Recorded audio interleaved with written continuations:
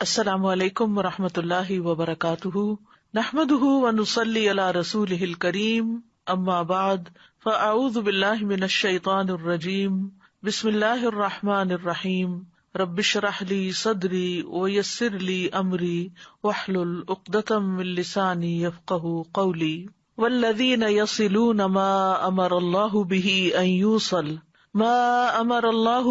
ان یوصل ویخشون ربهم ویخافون سوء الحساب، اور وہ جو اس چیز کو ملاتے ہیں جس کے متعلق اللہ نے حکم دیا ہے کہ اسے ملایا جائے، اور اپنے رب سے ڈرتے ہیں اور برے حساب کا خوف رکھتے ہیں۔ انسان اس دنیا میں تنہا زندگی بسر نہیں کر سکتا، باہمی میل ملاپ اس کی ضرورت ہے، کیونکہ ایک دوسرے سے ملاقات سے انسان کو سکون ملتا ہے، ایک دوسرے کے قریب آنے کا موقع ملتا ہے۔ لیکن خوشگوار زندگی کے لیے ضروری ہے کہ جن لوگوں کے ساتھ اس کا قریبی تعلق ہے ان کے ساتھ تعلقات بھی اچھے ہوں۔ انسان ایک معاشرے میں کس طرح رہے، اس کے تعلقات کیسے خوشگوار ہوں، اس کا طرز عمل کیسا ہو، اس کا رویہ دیگر انسانوں کے ساتھ کیسا ہو، اس بارے میں ہمارا دین ہمیں بہترین رہنمائی دیتا ہے، اور وہ یہ کہ لوگ ایک دوسرے کے خیر خواہ ہوں، ان کا دل ایک دوسرے کے خلاف حسد بغض سے خالی ہو، وہ دوسرے کی کامیابی پر خوش ہوں، اگر دوسروں سے کوئی تکلیف پہنچے تو عفو درگزر کا معاملہ کرنے والے ہوں۔ اور اس طرح اللہ سبحانہ تعالیٰ نے برائی کو بھلائی سے دور کرنے کا بھی حکم دیا ہے تاکہ باہمی تعلقات میں رخنے پیدا نہ ہوں۔ آپ نے فرمایا کہ تم میں سب سے بہتر وہ ہے جو اپنے گھر والوں کے لیے بہتر ہو، اور میں اپنے گھر والوں کے لیے سب سے بہتر ہوں۔ انسان کا سب سے پہلا امتحان خود اپنے گھر کے اندر ہوتا ہے، قریبی رشتوں کے ساتھ ہوتا ہے۔ اکثر ایسے معاملات پیش آتے ہیں جن سے انسان دل برداشتہ ہو جاتا ہے، لیکن اللہ کی نظر میں وہی اچھا ہے جو صبر سے کام لیتے ہوئے ان رشتوں کو نبھائے اور ان سے حسن سلوک کرتا رہے۔ ایسے شخص کے لیے انجام بھی اچھا ہے اور انعام بھی۔ تو آج کی گفتگو کا موضوع ہے رشتہ داروں سے حسن سلوک کیجیے، اور اس کے لیے ہم نے سورۃ الرعد کی آیت نمبر 21 کو بنیاد بنایا ہے۔ اس آیت سے پچھلی آیت میں کچھ یوں ذکر آیا ہے کہ بے شک نصیحت تو عقل مند ہی پکڑتے ہیں، انما یتذکر اولو الالباب، اولو الالباب یعنی عقل مند، عقل والے۔ تو عقل والے کون ہیں؟ جن کے اندر یہ صفات پائی جاتی ہوں۔ کئی ایک صفات کا ذکر ہے یہاں، لیکن آج ہم صرف ایک صفت کے اوپر بات کریں گے، اور وہ ہے رشتوں کو جوڑنے کے بارے میں، تعلقات اچھے رکھنے کے بارے میں۔ حقیقت یہ کہ کامیاب انسان وہی ہے جس کے تعلقات اچھے ہوں، جو لوگوں کے ساتھ رہنا جانتا ہو۔ اور یہاں پر والذین یصلون ما امر اللہ بہ ان یوصل، کہ وہ تمام امور جن کو اللہ نے ملانے کا حکم دیا ہے ان کو ملائیں، مثلاً اللہ اور اس کے رسول پر ایمان، اللہ اور اس کے رسول کے ساتھ محبت، اللہ وحدہ کی عبادت، اس کے رسول کی اطاعت کے لیے سر تسلیم خم کرنا، سب اس میں داخل ہے۔ اور اسی طرح انسانوں کے ساتھ سب سے پہلے ماں باپ کے ساتھ اپنی زبان سے اپنے عمل سے اچھا سلوک کر کے صلہ رحمی کرنا اور ان کی نافرمانی نہ کرنا، اور پھر اس کے بعد قریبی رشتہ داروں کے ساتھ حسن سلوک کرنا، اپنے گھر والوں کے ساتھ، دوستوں، ساتھیوں، غلاموں، دین اور دنیا کے حقوق کی کامل ادائیگی کے ذریعے حسن سلوک سے پیش آنا، یہ سب چیزیں اس میں داخل ہوتی ہیں۔ یہاں پر جو لفظ آیا ہے والذین یصلون، وہ لوگ جو جوڑتے ہیں۔ وصل کا اصل معنی ہے احسان و اکرام، صلہ رحمی کے لیے، لیکن اس میں سارے نیکی کے کام، اطاعت کے کام شامل ہو جاتے ہیں، اور ہر تعلق والے کے ساتھ احسان کرنا، خواہ وہ ماں کی طرف سے رشتہ دار ہوں یا باپ کی طرف سے نسب کے رشتے ہوں، ان سب کے ساتھ محبت اور احسان کا معاملہ کیا جائے۔ اسی طرح صرف خونی رشتوں کے ساتھ ہی نہیں بلکہ دیگر رشتوں میں جیسے دوست ہیں، احباب ہیں، کولیگز ہیں، ان کے ساتھ بھی حسن سلوک کیا جائے۔ اور ایمان والے تو نہ صرف یہ کہ مسلمانوں کے ساتھ اچھا سلوک کرتے ہیں، تعلقات اچھے رکھتے ہیں، بلکہ نبی صلی اللہ علیہ وسلم نے تو مشرک والدین کے ساتھ بھی صلہ رحمی کا حکم دیا، جیسا کہ حضرت اسماء بنت ابی بکر کے واقعے میں آتا ہے۔ وَيَخْشَوْنَ رَبَّهُمْ وَيَخَافُونَ سُوءَ الْحِسَابِ، اور وہ اپنے رب سے ڈرتے ہیں اور برے حساب سے ڈرتے ہیں۔ کیوں ڈرتے ہیں؟ کہ ہم سے اپنے فرائض کو ادا کرنے میں کہیں کوئی کوتاہی نہ ہو گئی ہو، اور پھر کہیں ہمارا برا حساب نہ ہو، یعنی شدید حساب نہ ہو۔ قیامت کے دن کی ہولناکیوں سے ڈرتے ہیں، حساب کتاب کی باریکیوں سے ڈرتے ہیں۔ اور برے حساب سے مراد، فرقت کہتے ہیں کہ مجھ سے ابراہیم نے پوچھا کہ کیا تم جانتے ہو کہ برا حساب کس کو کہتے ہیں؟ برا حساب وہ ہے جس میں ہر چیز کی پوچھ گچھ کی جائے، پورا آڈٹ ہو اور پورا احاطہ کیا جائے معاملات کا، عبادات کا، اور اس میں تنقید بھی کی جائے، اور جس سے یہ حساب کیا گیا اس کو تو عذاب دیا جائے گا۔ تو یہاں پر اللہ سبحانہ تعالیٰ کے لیے خشیت کا لفظ آیا ہے اور آخرت کے حساب کے لیے خوف کا لفظ آیا ہے۔ دونوں میں فرق یہ ہے کہ خشیت میں تعظیم بھی شامل ہوتی ہے، اور بعض علماء کہتے ہیں کہ خشیت سے مراد شدید ترین خوف ہے، کہ اللہ سے بہت زیادہ ڈرتے ہیں۔ اور اس کے بارے میں صحیح مسلم میں آپ نے فرمایا کہ تم اللہ سے اس طرح ڈرو گویا کہ تم اللہ کو دیکھ رہے ہو۔ اگر یہ مرتبہ حاصل نہ ہو تو کم از کم اتنا یقین رکھو کہ اللہ تم کو دیکھ رہا ہے۔ اور اہل ایمان جو ہے وہ آخرت کے دن سے خوف کھاتے ہوئے نیک اعمال کرتے ہیں، جیسا کہ قرآن مجید میں بھی آتا ہے، رجال لا تلہیہم تجارۃ ولا بیع عن ذکر اللہ واقام الصلاۃ وایتاء الزکاۃ یخافون یوما تتقلب فیہ القلوب والابصار، وہ مرد جنہیں اللہ کے ذکر اور نماز قائم کرنے اور زکوٰۃ دینے سے نہ کوئی تجارت غافل کرتی ہے اور نہ کوئی خرید و فروخت، وہ اس دن سے ڈرتے ہیں جس میں دل اور آنکھیں الٹ جائیں گی۔ اسی طرح یوفون بالنذر ویخافون یوما کان شرہ مستطیرا، جو اپنی نظر پوری کرتے ہیں اور اس دن سے ڈرتے ہیں جس کی مصیبت بہت زیادہ پھیلی ہوئی ہوگی۔ یعنی مومن سارے نیک کام کرنے کے بعد، اللہ تعالیٰ کے حقوق ادا کرنے کے بعد اور بندوں کے حقوق ادا کرنے کے بعد، صلہ رحمی کرنے کے بعد بھی ڈرتے رہتے ہیں، کیونکہ آخرت کا دن کوئی معمولی دن نہیں، وہ حساب کتاب کا دن ہے اور اس میں انسانوں کی حالت غیر ہوگی۔ اس لیے وہ ڈرتے ہیں کہ کہیں ہم سے زیادہ حساب نہ لیا جائے، کیونکہ جس سے پوچھ لیا گیا اس کے پاس تو کوئی جواب نہیں ہو سکتا پھر۔ اور جہاں تک صلہ رحمی کا تعلق ہے، جو کہ آج کی ہماری گفتگو کا موضوع ہے، تو صلہ رحمی جو ہے صلہ سے ہے۔ صلہ کہتے ہیں ایک چیز کو دوسری چیز کے ساتھ ملانا حتیٰ کہ وہ اس سے چمٹ جائے، اور اس کی ضد جو ہے ہجران ہے، یعنی چھوڑ دینا۔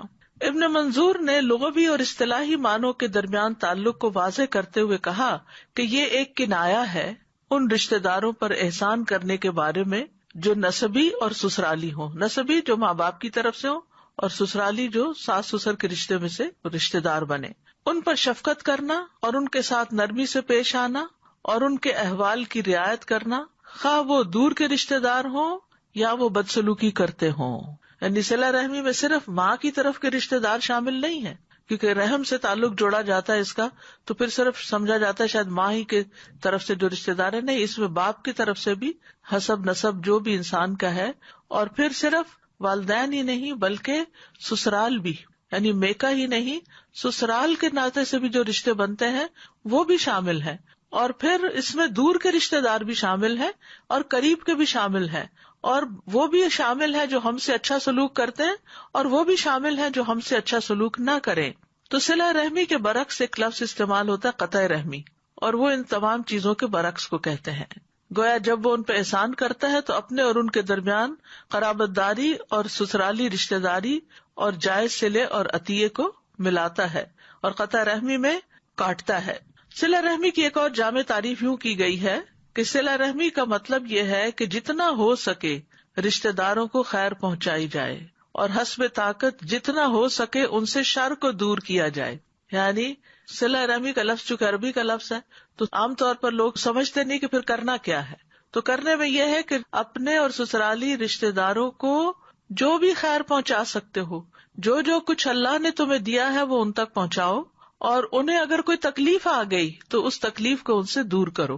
یہ ہے صلہ رحمی۔ امام نووی کہتے ہیں صلہ رحمی رشتہ داروں پر اس انداز میں احسان کرنا ہے کہ وہ صلہ رحمی کرنے والے کے اور جس کے ساتھ صلہ رحمی کی جا رہی ہے اس کے حالات کے مناسب ہو۔ کبھی یہ مال کے ذریعے ہوتی ہے، کبھی خدمت کرنے سے، کبھی صرف ملاقات اور سلام کرنے سے ہوتی ہے۔ ابن قیم کہتے ہیں کہ صلہ رحمی یہ نہیں کہ رشتہ داروں کو اس حال میں چھوڑ دیا جائے کہ وہ بھوک اور پیاس اور برہنگی سے تباہ ہو رہے ہوں اور ان کا رشتہ دار بہت زیادہ مالدار ہو، اور صلہ رحمی واجب ہے خواہ رشتہ دار کافر ہی کیوں نہ ہو اور اس کا دین کے ساتھ کوئی تعلق نہ ہو، پھر بھی اس کے ساتھ صلہ رحمی کرنی چاہیے۔ یعنی اگر صلہ رحمی کرنے والا دین سے تعلق رکھتا ہے اور نہ کرنے والا دین سے تعلق نہیں رکھتا پھر بھی صلہ رحمی کرو۔ اسی طرح یہ بھی کہا گیا ہے کہ فوائد کا تبادلہ کرنا، یعنی ایک دوسرے کو صرف فائدہ پہنچانا ہی صلہ رحمی نہیں، یہ کہ اگر تمہارے رشتہ دار تمہارے ساتھ صلہ رحمی کرے تو تم بھی ان کے ساتھ صلہ رحمی کرو، اور اگر وہ تم سے دور چلے جائے تو تم بھی دور چلے جاؤ. یہ صلہ رحمی کی صفت نہیں، یہ تو ایک دوسرے کو بدلہ دینا ہے. یعنی یہ تو آپ نے بدلہ دیا، کسی نے آپ سے اچھا کیا، آپ نے بدلے میں اچھا کر دیا، یعنی یہ تو فوائد کا تبادلہ ہو گیا. لیکن صلہ رحمی کا معاملہ ان تمام چیزوں سے بلند ہے. عبداللہ ابن عمرو رضی اللہ عنہ کہتے ہیں کہ نبی صلی اللہ علیہ وسلم نے فرمایا، کسی کام کا بدلہ دینا صلہ رحمی کرنا نہیں، بلکہ صلہ رحمی کرنے والا وہ شخص ہے کہ جب اس کے ساتھ صلہ رحمی والا معاملہ ختم کر دیا جائے وہ پھر بھی صلہ رحمی کرے. سلیمان بن موسیٰ کہتے ہیں، ابن محیریز سے کہا گیا کہ رشتہ داروں کا کیا حق ہے؟ انہوں نے کہا، اگر رشتہ دار آپ کی طرف آئیں تو ان کا استقبال کیا جائے، ویلکم کیا جائے، اور اگر وہ پیٹھ پھیر کے جائیں تو ان کے پیچھے جایا جائے. یہ نہیں کہنا چاہیے کہ تم روٹھے ہم چھوٹے، بلکہ اگر وہ روٹ بھی جائیں تو انہیں منایا جائے. قرطبی کہتے ہیں کہ صلہ رحمی کی 2 قسمیں ہوتی ہیں، یعنی وہ رشتہ داری جس کو ملایا جاتا ہے، نمبر 1 یہ عام ہوتی ہے اور نمبر 2 یہ خاص ہوتی ہے. عام صلہ رحمی جو ہے یہ دین پر مبنی ہے، یعنی کسی صاحب ایمان کے ساتھ تعلق ہونا، ضروری نہیں کہ وہ رشتہ دار ہی ہو، کیونکہ ہم سب آدم کی اولاد ہیں، اور آدم کی اولاد ہونے کی حیثیت سے ہم کسی نہ کسی جگہ جا کر ضرور رشتے میں مل جاتے ہیں. ہم کسی نہ کسی درجے پر سب ایک دوسرے کے رشتے دار ہی ہیں، کیونکہ ہم آدم کی اولاد ہیں. تو عام رشتہ داری یا صلہ رحمی کیا ہے کہ انسان کسی بھی انسان کے ساتھ حسن سلوک کرے، چاہے وہ خون کا رشتہ ہو یا سسرال کا ہو یا نہ ہو. یعنی کسی صاحب ایمان کے ساتھ تعلق ہونا، بس اس کو باہمی محبت اور خیر خواہی اور عدل و انصاف اور واجب اور مستحق حقوق بجا لانے کے ساتھ ملانا واجب ہے. اور خاص صلہ رحمی یہ ہے کہ آپ ان تمام چیزوں کے ساتھ خرچ کو بڑھا دیں اور ان کے حالات کی خبر گیری کرتے رہیں اور ان کی غلطیوں کو نظر انداز کرتے رہیں. یعنی خاص صلہ رحمی کیا ہے کہ جو آپ ان کو دے رہے ہیں اس میں اضافہ کرتے رہیں. اگر اللہ نے آپ کو زیادہ دیا تو آپ بھی ان کو آگے آگے زیادہ دیتے رہیں اور ان کے حالات کی خبر گیری کرتے رہیں کہ وہ کس حال میں ہیں، اور ان کی غلطیوں کو معاف کرتے رہیں. کتنا خوبصورت ہے صلہ رحمی کا یہ انداز. قرآن مجید میں کئی ایک مقامات پر صلہ رحمی کی تلقین کی گئی ہے. سورۃ البقرہ میں بنی اسرائیل کو حکم دیا گیا، یعنی صرف ہمیں نہیں یہ حکم بلکہ پچھلی شریعتوں میں بھی یہ حکم دیا گیا تھا. وَإِذْ أَخَذْنَا مِيثَاقَ بَنِي إِسْرَائِيلَ لَا تَعْبُدُونَ إِلَّا اللَّهَ وَبِالْوَالِدَيْنِ إِحْسَانًا وَذِي الْقُرْبَى وَالْيَتَامَى وَالْمَسَاكِينِ وَقُولُوا لِلنَّاسِ حُسْنًا وَأَقِيمُوا الصَّلَاةَ وَآتُوا الزَّكَاةَ ثُمَّ تَوَلَّيْتُمْ إِلَّا قَلِيلًا مِّنكُمْ وَأَنتُم مُّعْرِضُونَ. اور جب ہم نے بنی اسرائیل سے پختہ عہد لیا کہ تم اللہ کے سوا کسی کی عبادت نہ کرو گے، اور ماں باپ اور قرابت والے اور یتیموں اور مسکینوں سے احسان کرو گے، اور لوگوں سے اچھی بات کہو، نماز قائم کرو اور زکوٰۃ دو، پھر تم اس سے پھر گئے مگر تم میں سے تھوڑے، اور تم منہ پھیرنے والے ہو. اور یہ صرف بنی اسرائیل کا حال نہیں، آج امت مسلمہ کا بھی یہی حال ہے کہ ہمیں عمومی طور پر لوگوں کے درمیان تعلقات خراب نظر آتے ہیں، رشتے کمزور نظر آتے ہیں، اور دوسروں کے ساتھ احسان اور بھلائی کے رویے بہت کم دیکھنے میں ملتے ہیں. اگر تمام انسان جن کو اللہ نے دیا ہے وہ دینے والے بن جائیں اور اللہ کی مخلوق کا خیال رکھنے والے ہوں تو دنیا میں شاید نہ کوئی بھوکا ہو اور نہ ہی کوئی ضرورت مند اس طرح کا ہو کہ وہ گھٹ گھٹ کے اور سسک کے علاج کے لیے مر جائے یا کسی اور ضرورت کے لیے دن رات پریشان رہتا ہو. اسی طرح سورۃ النساء میں بھی حکم دیا گیا، وَاعْبُدُوا اللَّهَ وَلَا تُشْرِكُوا بِهِ شَيْئًا وَبِالْوَالِدَيْنِ إِحْسَانًا وَبِذِي الْقُرْبَى وَالْيَتَامَى وَالْمَسَاكِينِ وَالْجَارِ ذِي الْقُرْبَى وَالْجَارِ الْجُنُبِ وَالصَّاحِبِ بِالْجَنبِ وَابْنِ السَّبِيلِ وَمَا مَلَكَتْ أَيْمَانُكُمْ إِنَّ اللَّهَ لَا يُحِبُّ مَنْ كَانَ مُخْتَالًا فَخُورًا.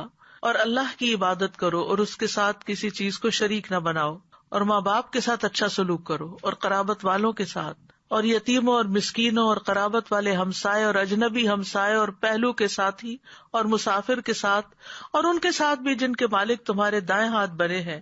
یقیناً اللہ ایسے شخص سے محبت نہیں کرتا جو اکڑنے والا، شیخی مارنے والا ہو. تو بہرحال تمام انسانوں سے اچھے سلوک کا حکم دیا گیا ہے، لیکن رشتے دار باقی سب کی نسبت زیادہ حقدار ہوتے ہیں. سورۃ انفال میں آتا ہے، وَأُولُو الْأَرْحَامِ بَعْضُهُمْ أَوْلَىٰ بِبَعْضٍ فِي كِتَابِ اللَّهِ إِنَّ اللَّهَ بِكُلِّ شَيْءٍ عَلِيمٌ. اور رشتے دار اللہ کی کتاب میں ایک دوسرے کے زیادہ حقدار ہیں، بے شک اللہ ہر چیز کو خوب جاننے والا ہے.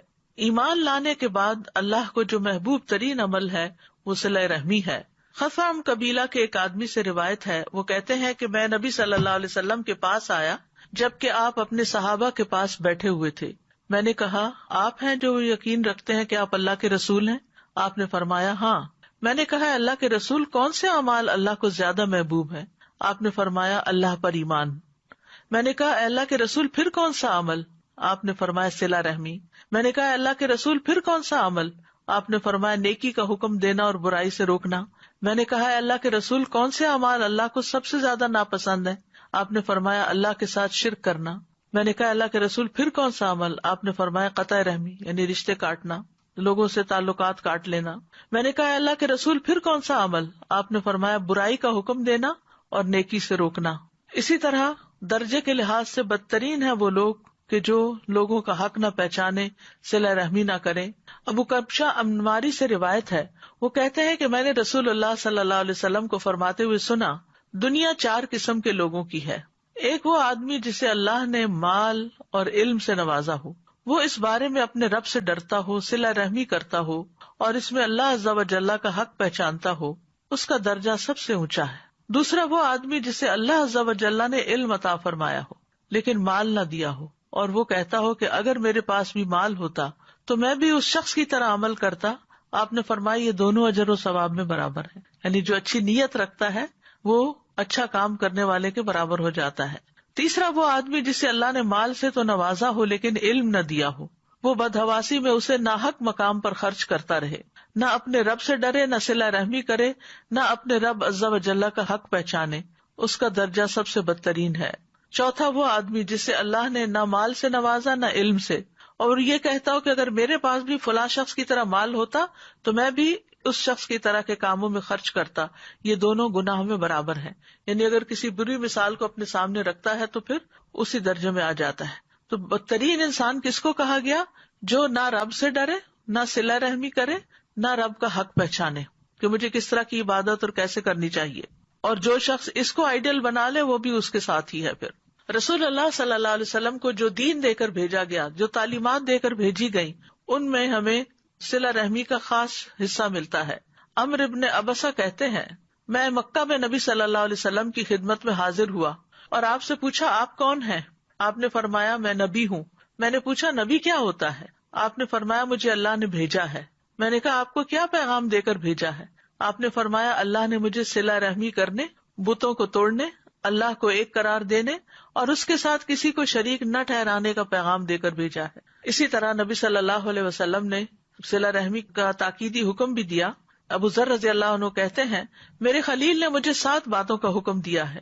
یہ کہ میں قرابت دار سے تعلق قائم رکھوں اگرچہ وہ پیٹھ پھیرے، اگرچہ وہ ہم سے اچھا سلوک نہ کرے پھر بھی اس سے رشتہ جوڑ کے رکھوں. اسی طرح ایک اور جگہ پر فرمایا اتقوا اللہ وصلوا ارحامکم، اللہ کا تقوی اختیار کرو اور صلہ رحمی کرو. یہاں آپ دیکھ رہے ہیں کہ متعدد بار یہ بات ملتی ہے کہ اللہ سے ڈرو اور صلہ رحمی کرو، یا اللہ سے ڈرتے ہیں اور صلہ رحمی کرتے ہیں. تو حقیقت یہ ہے کہ جو لوگ اللہ سے ڈرتے ہیں وہی رشتوں کو نبھا سکتے ہیں، کیونکہ جن قریبی لوگوں کے ساتھ انسان رہتا ہے یا ان کے درمیان میں رہتا ہے تو ان سے بہت دفعہ اختلاف بھی ہوتا ہے، بہت دفعہ ان کے ساتھ آرگیومنٹس ہو جاتے ہیں، بدمزگی ہو جاتی ہے، بدگمانیاں ہو جاتی ہیں، لڑائی جھگڑے ہو جاتے ہیں.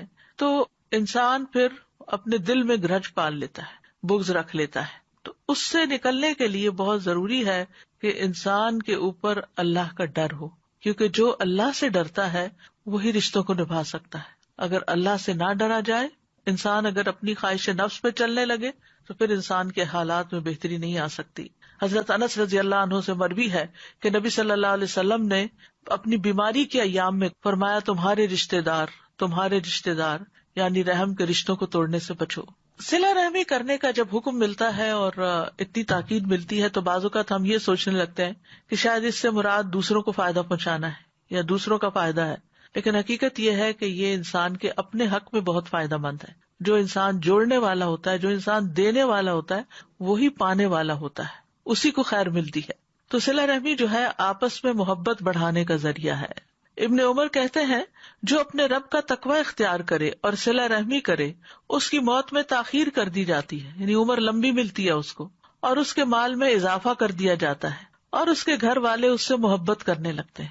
اب یہ وہ چیزیں ہیں جو ہم سب کی خواہش اور تمنا ہے کہ ہمیں لمبی زندگی ملے، مال زیادہ ملے، گھر والوں کی محبت ملے، شوہر کی محبت ملے، بچوں کی محبت ملے، تو اس کے لیے انسان کو اپنے نفس کے خلاف جا کر ایسے لوگوں کے ساتھ احسان کرنے کی ضرورت ہے کہ جو ہمارے ساتھ اچھا نہیں کرتے، جو ہم سے دور بھاگتے ہیں، جو ہمارا خیال نہیں رکھتے، جو ہمیں نہیں پوچھتے ہماری مشکلات میں، ان کے ساتھ پھر احسان کیا جائے، اچھا سلوک کیا جائے۔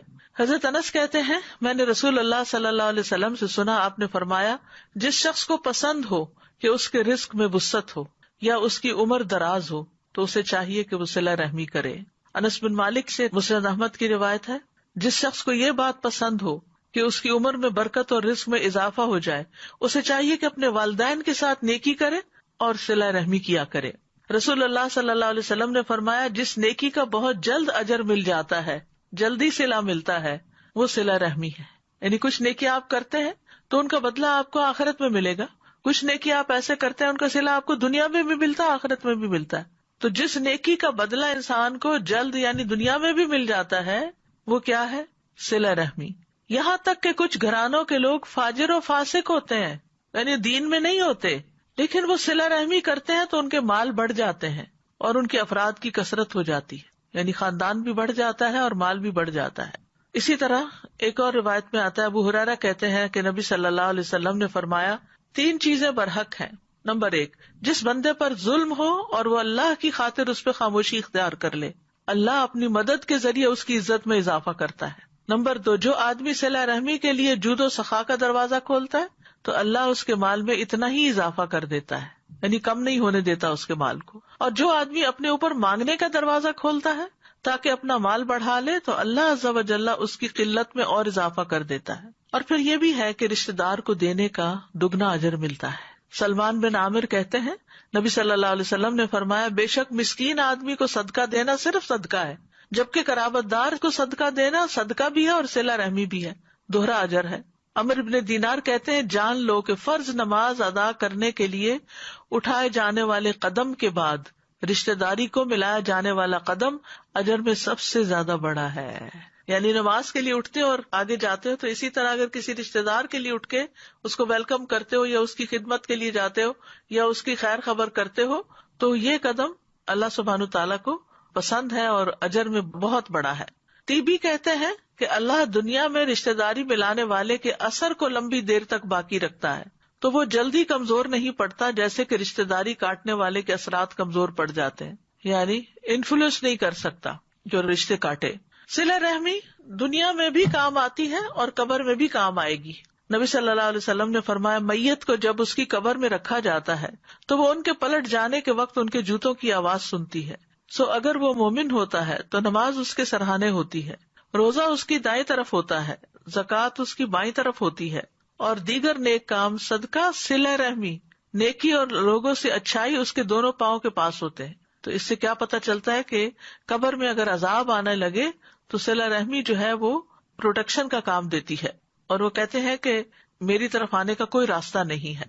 پھر اسی طرح آخرت میں بھی جو لوگ ایمان لائے اور ان کی اولاد کسی بھی درجے میں ایمان کے ساتھ ان کے پیچھے چلی تو اللہ تعالیٰ فرماتے ہیں ہم ان کی اولاد کو ان کے ساتھ ملا دیں گے اور ان سے ان کے عمل میں کچھ کمی نہ کریں گے، ہر آدمی اس کے عوض جو اس نے کمایا گروی رکھا ہوا ہے، ہر آدمی جو اس نے کمایا اس کے عوض گروی رکھا ہوا ہے، یعنی اس کی جان نہیں چھوٹ سکتی جب تک کہ وہ اپنی جان کا کوئی تاوان نہ دے دے۔ اسی طرح یہ کہ صلہ رحمی جنت میں لے جانے والا عمل ہے۔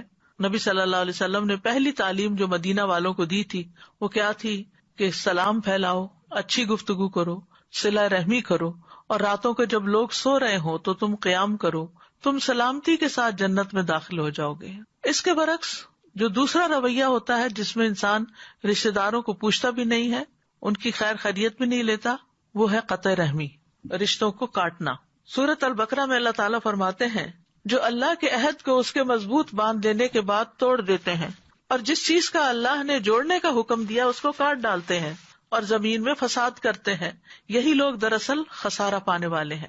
یاد رکھیے رشتوں کو کاٹنا اللہ کی لعنت کا مستحق بناتا ہے انسانوں کو۔ والذین ینقضون عہد اللہ من بعد میثاقہ ویقطعون ما امر اللہ بہ ان یوصل ویفسدون فی الارض اولئک لہم اللعنۃ ولہم سوء الدار اور وہ لوگ جو اللہ کے عہد کو پختہ کرنے کے بعد توڑ دیتے ہیں اور اس چیز کو کاٹ دیتے ہیں جس کے متعلق اللہ نے حکم دیا کہ اسے ملایا جائے، اور زمین میں فساد کرتے ہیں، یہی لوگ ہیں جن کے لیے لعنت ہے اور انہی کے لیے اس گھر کی خرابی ہے۔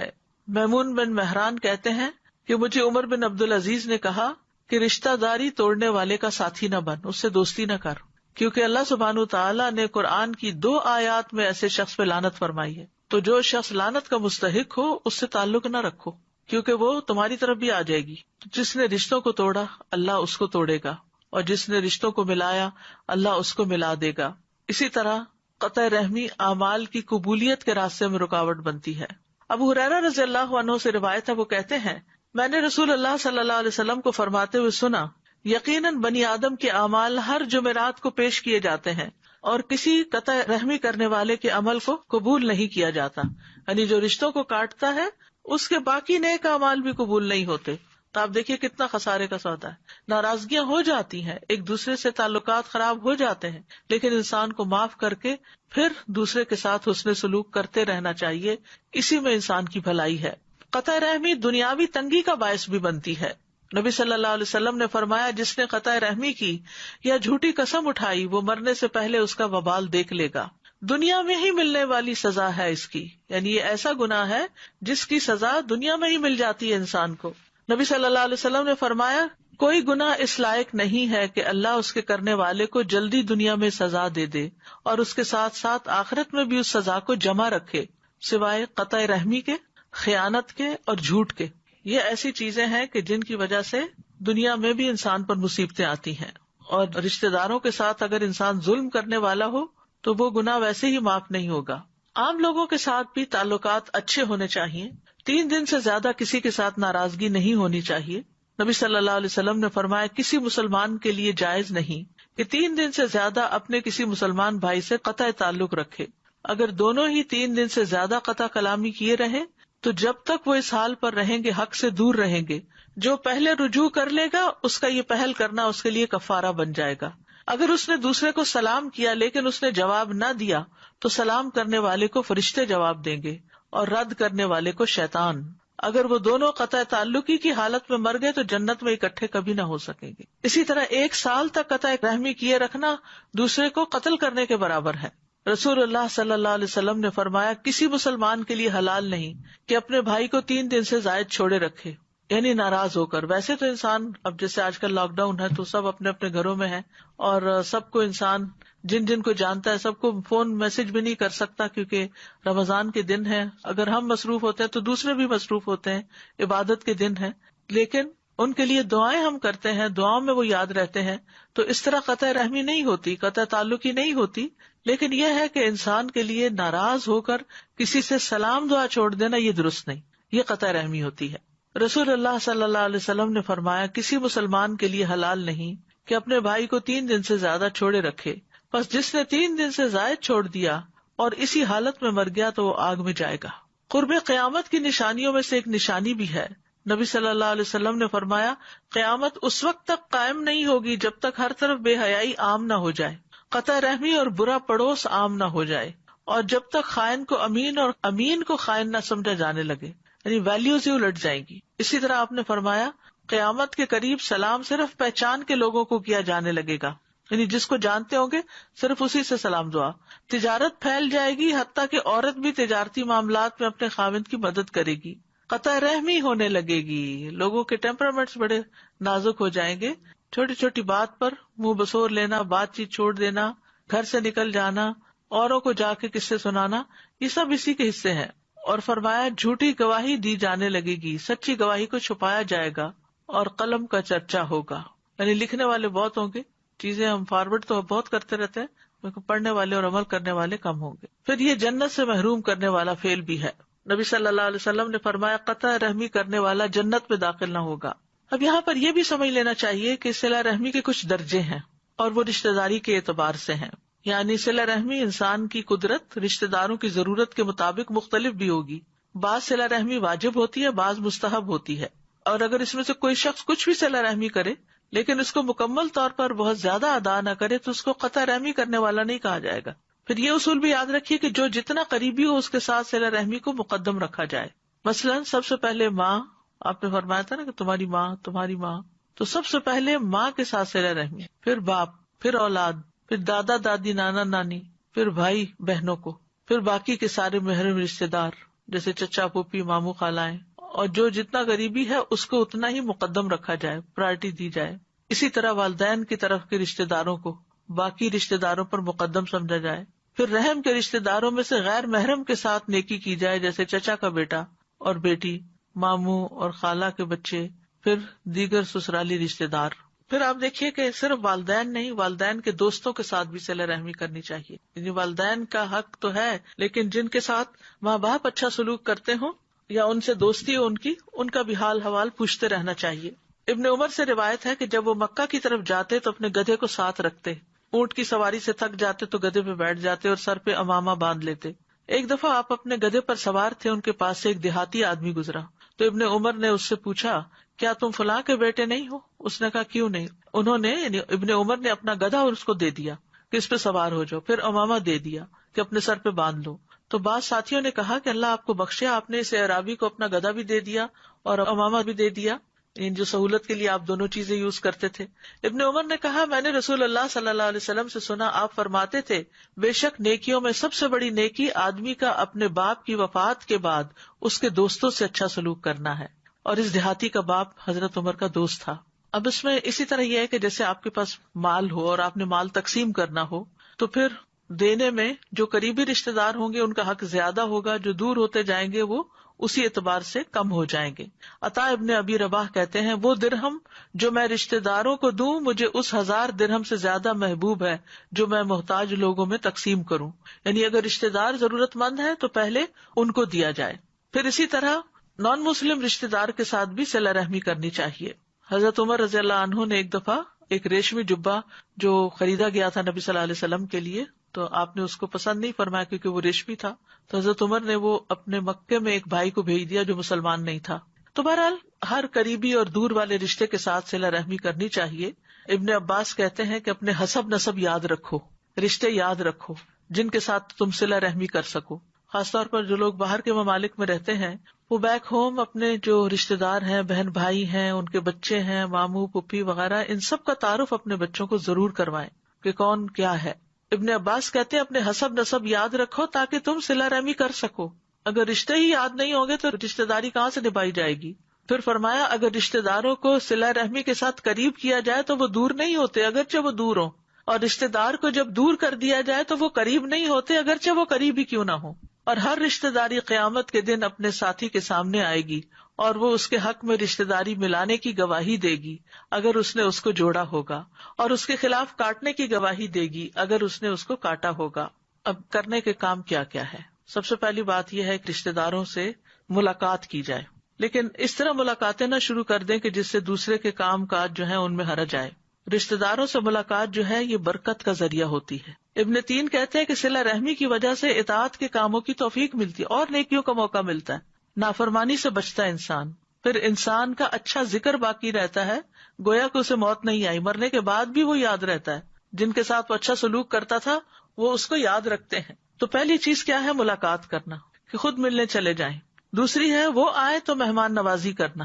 پھر تیسرا یہ کہ ان کی خبر رکھنا، خبر گیری کرنا، ان کے بارے میں پوچھتے رہنا، ان کو سلام کہنا، خواہ فون کر کے یا کسی کے ذریعے سلام بھیج کے یا کوئی میسج کر کے. چوتھی چیز ہے ان کو اپنا مال دیں. اگر رشتے دار محتاج ہے تو صدقے کی صورت میں دیں، اگر محتاج نہیں تو تحفے کی شکل میں دیں، کیونکہ دگنا اجر ہے. نمبر 5 ان کے بڑوں کی عزت کریں اور ان کے کمزوروں پر شفقت کریں. نمبر 6 ان کے مرتبے کے اعتبار سے ان کو مقام دے، یعنی جو عمر میں بڑے ہیں، جو کسی مقام میں بڑے ہیں، اس اعتبار سے ان کا خیال رکھیں، یعنی اس مقام پر ان کو اتاریں جس کے وہ حقدار ہیں. اگر اللہ نے ان کو بلند مقام دیا دنیا میں تو آپ بھی اس کو پہچانیں. یہ نہیں کہ حسد کی وجہ سے انسان کہے کہ جو آگے نکل گیا دنیا میں کہ اس کی برائیاں بیان کرنا شروع کر دے یا اس کو حقیر کرنا شروع کر دے لوگوں کے سامنے. نمبر 7 ان کی خوشیوں میں ان کو مبارکباد پیش کرتے ہوئے شرکت کریں اور ان کے غموں میں ان کے ساتھ غمخواری کرتے ہوئے غم گساری کریں. بس شادی ہوئی ہے، اولاد ہوئی ہے، ملازمت ملی ہے یا کوئی اور اس طرح کے کام ہیں جو ان کو خوش کر رہے ہیں تو ان کی خوشی میں شریک ہو جائیں. اسی طرح اگر ان کا کوئی فوت ہو گیا یا نقصان ہو گیا تو صبر کی نصیحت کریں، ان کے غم کو ہلکا کرنے کی کوشش کریں. نمبر 8 بیمار ہو تو عیادت کریں. نمبر 9 جنازے میں پیچھے جائیں. نمبر 10 ان کی دعوت قبول کریں. بعض اوقات دلوں میں کچھ ناراضگیاں ہوتی ہیں، وہ بلاتے بھی ہیں تو نہیں جاتے، یہ قطع رحمی ہے. نمبر 11 ان کے بارے میں اپنے سینوں کو صاف کر لیں، بغض نہ چھپائیں. کہا گیا کہ ایسا شخص قوم کا سردار نہیں ہو سکتا جو اپنے دل میں کینہ رکھتا ہو. نمبر 12 ان کے کٹے ہوئے لوگوں میں صلح کرائیں، یعنی آپس میں اگر رشتے دار کٹے ہوئے تو ان کو بھی جوڑنے کی کوشش کریں.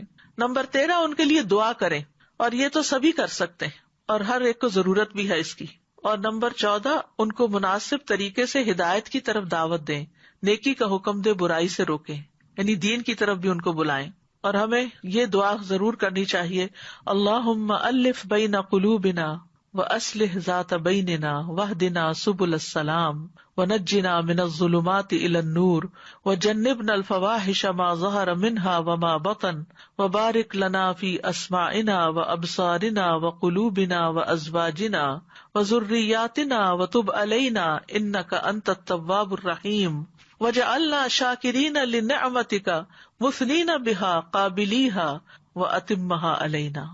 اے اللہ ہمارے دلوں میں محبت پیدا کر دے، یعنی ہمارے رشتوں میں، تعلقات میں، اور ہمارے آپس کے معاملات کی اصلاح کر دے، اور ہمیں سلامتی کے راستوں کی طرف رہنمائی فرما دے، اور ہمیں اندھیروں سے نجات دے کر نور کی طرف لے آ، اور ہمیں تمام ظاہری اور چھپی بدکاریوں سے محفوظ رکھ، اور ہمارے کانوں اور ہماری آنکھوں اور ہمارے دلوں اور ہمارے گھر والوں اور ہماری اولاد میں برکت عطا فرما، اور ہماری توبہ قبول فرما، بے شک تو بہت زیادہ توبہ قبول کرنے والا اور رحمت کرنے والا ہے. اور ہمیں اپنی نعمتوں کا شکر کرنے والا بنا دے، اور ان کی تعریف کرنے والا اور ان کو قبول کرنے والا بنا دے، اور ان نعمتوں کو ہم پر کامل فرما دے، مکمل کر دے. تو بہرحال رشتے داروں کو سلام بھیجیے، میسج بھیجیے. آج کے اس لیکچر سننے کے بعد کچھ نہ کچھ عمل ضرور کیجیے. جو قریب ہوں ان کو تحفے تحائف دیجیے، کوئی عطیات دیجیے، کیونکہ اس سے آپس میں محبت بڑھتی ہے. ان کی ضروریات پوری کیجیے اگر کوئی ضرورت مند ہے. مقروض ہو گئے ہیں تو قرضہ ادا کر دیجیے، بھوکے ہیں تو کھانا کھلا دیجیے، اور اگر انہوں نے آپ کے ساتھ کوئی برا سلوک کیا تو معاف کر دیجیے. اچھے اخلاق سے پیش آئیے. جو کاٹیں دور بھاگیں انہیں قریب کیجیے. اللہ کی خاطر ملاقات کے لیے جائیے. نبی صلی اللہ علیہ وسلم نے سب سے پہلے دین کی تبلیغ اپنے رشتے داروں کو کی تھی، لہٰذا انہیں دینی پیغام کسی نہ کسی طرح دیجیے. کوئی کتاب، کوئی لیکچر، کوئی بک مارک، کوئی ایسی چیز جس پہ کوئی اچھا میسج ہو. بچوں کے ساتھ بھی اچھا سلوک کریں، یعنی صلہ رحمی صرف بڑوں سے نہیں ہوتی، بچوں کے ساتھ بھی ہو. اور اگر کبھی قسم کھا لی ہو کہ میں فلاں کے ساتھ اچھا سلوک نہیں کروں گا تو اس قسم کو توڑ کر کفارہ دے دیں. اور ایسی صلہ رحمی نہ کریں جو انسان کو حق بات سے روک دے. یعنی بعض اوقات ہم کہتے ہیں نا ساتھ تو دینا ہے نا، چاہے وہ غلط ہی ہیں، ہمارے رشتے دار ہیں، ایسا نہیں کر سکتے. وَإِذَا قُلْتُمْ فَعْدِلُوا وَلَوْ كَانَ ذَا قُرْبَىٰ، جب بات کرو تو انصاف کی کرو خواہ رشتے داری کیوں نہ ہو. وآخر دعوانا ان الحمد للہ رب العالمین. سبحانک اللہم وبحمدک، اشہد ان لا الہ الا انت، استغفرک واتوب الیک. اللہ تعالی ہمیں عمل کی توفیق عطا فرمائے. السلام علیکم ورحمۃ اللہ وبرکاتہ.